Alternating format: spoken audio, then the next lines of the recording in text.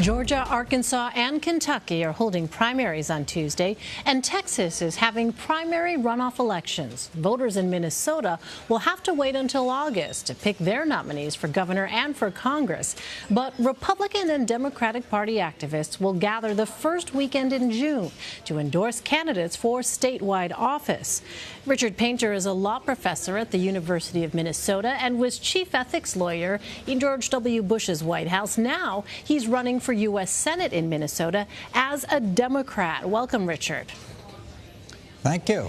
So you have been a vocal critic of President Trump and the Republican Party. Why run as a Democrat instead of a never-Trump Republican? Well, there are two problems. One is the Republican Party has, over quite a few years, moved steadily to the right on a broad range of issues, from women's right to choose to the environment and regulation of the financial services sector. So we have a Republican Party that's very different than the Republican Party that existed when I first became involved in Republican politics.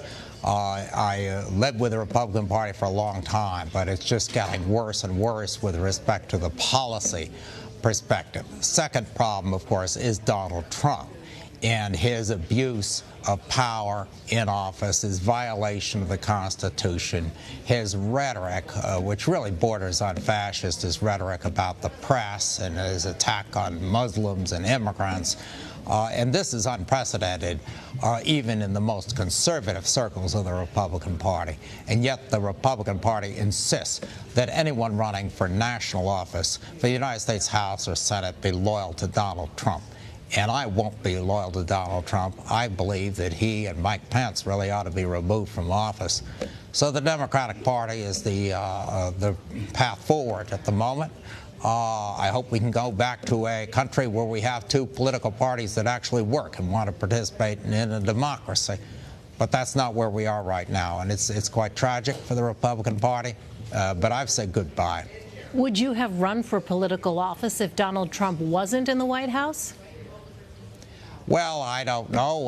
There are a lot of issues I feel concerned, I feel very strongly about that we need to address. We need to address the skyrocketing cost of health care. We need to address climate change and our economic situation and the gross disparities of wealth in our country. So there are a lot of issues that preceded Donald Trump and that I think need to be addressed, and I think I could as a candidate. One of them, by the way, is campaign finance and the corruption of our political system by big donors, and the situation has been made much worse by the Supreme Court in the Citizens United case.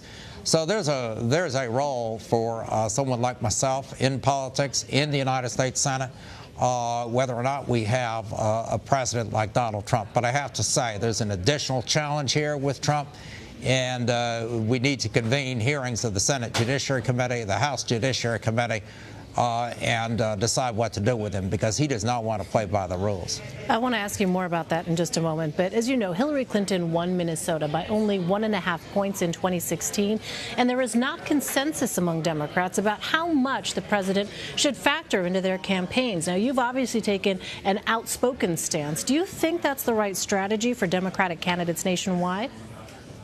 Well, I'm not a political strategist. I'm just going to say what I think is right. I think this president is a great risk to our democracy, and he has shown that since he was elected. The numbers you're citing there, of course, are from 2016 in the election, and a number of people in this state and around the country wanted to give him a chance. But it hasn't worked out. He has continued to attack the press, continued to attack immigrants. He has continued to violate the Constitution and receive money from foreign governments in violation of the Constitution. He's continued to obstruct justice. So I don't know whether it's the right strategy or not. I'm not interested in political strategy. I'm interested in doing what's right. This president has to go. So let me follow up here. Some Democrats have been talking about impeachment. Based on your experience as an ethics czar, are there grounds for that? You touched on this just a moment ago. Well, we have far more evidence of abuse of power and obstruction of justice than we had in 1973 when I was 12 years old and the House and the Senate convened the Judiciary Committees to have hearings with respect to Watergate and President Nixon. We're well beyond that point, and yet the House and the Senate won't do anything at all. We need to have those hearings. We need to find out who in this administration has been complicit in the illegal acts. We need to find out what the role of the Vice President, Michael Pence, was in these illegal acts. This is critically important. And then when you have the facts, the next step is to decide what to do with it. Impeachment starts in the House of Representatives and then goes to the Senate. But the Senate should not wait around for impeachment. They didn't do that in the Watergate days, and they shouldn't do that now.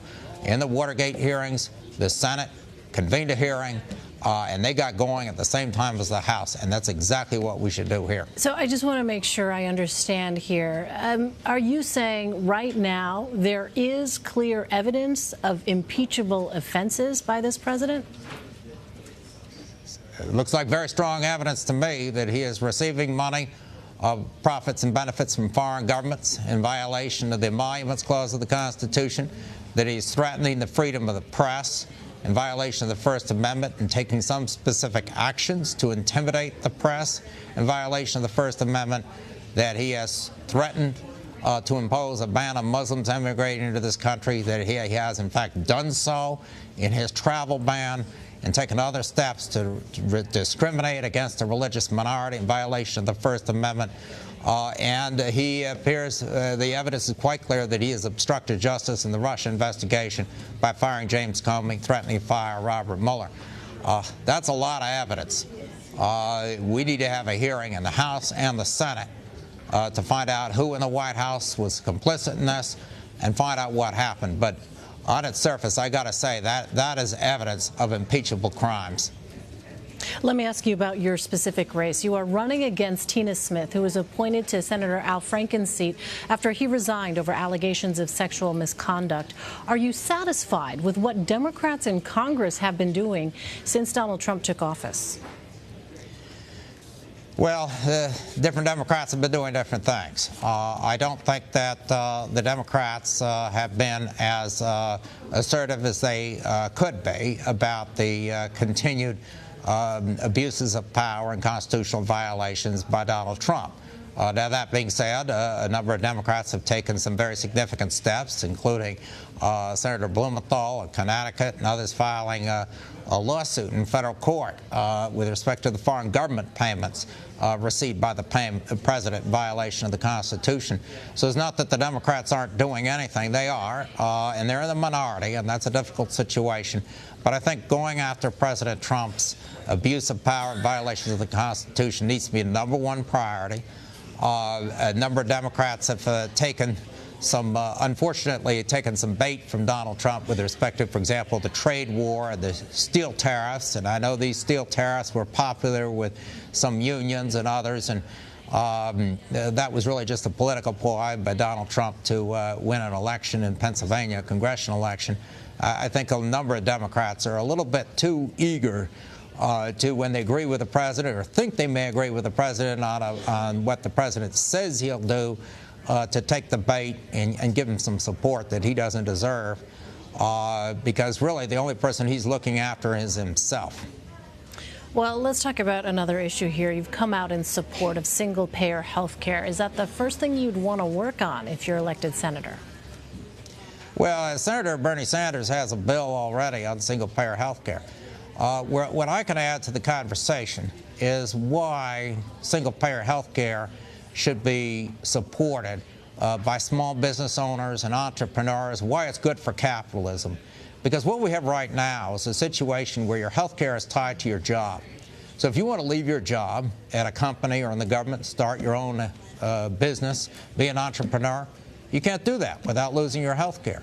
If you're a small business owner, when you hire someone, you need to go find health care for that person. And you, of course, will pay a lot more as a small business owner than a big corporation will pay for health care for its employees. It makes no sense to tie health care to the employment relationship. Other industrialized countries in the world don't do this because they have single payer.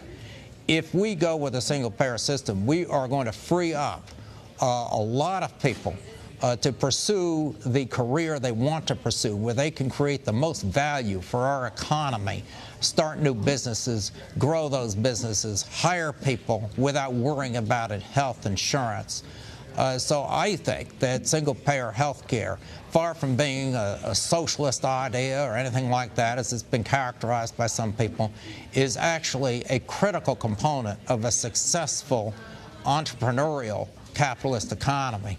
And that's a message I would hope to bring to the Senate and bring to the American people, that this is something we ought to all be in together, fixing the health care system so we don't have such an enormous amount of our national economy focused and obsessed on health care, with all the middlemen and the insurance companies taking their slice. It makes absolutely no sense. It makes no economic sense at all. It's choking our economy. And people are, meanwhile, struggling to get by. All right, Richard Painter. Richard, thanks very much for your time. Thank you very much.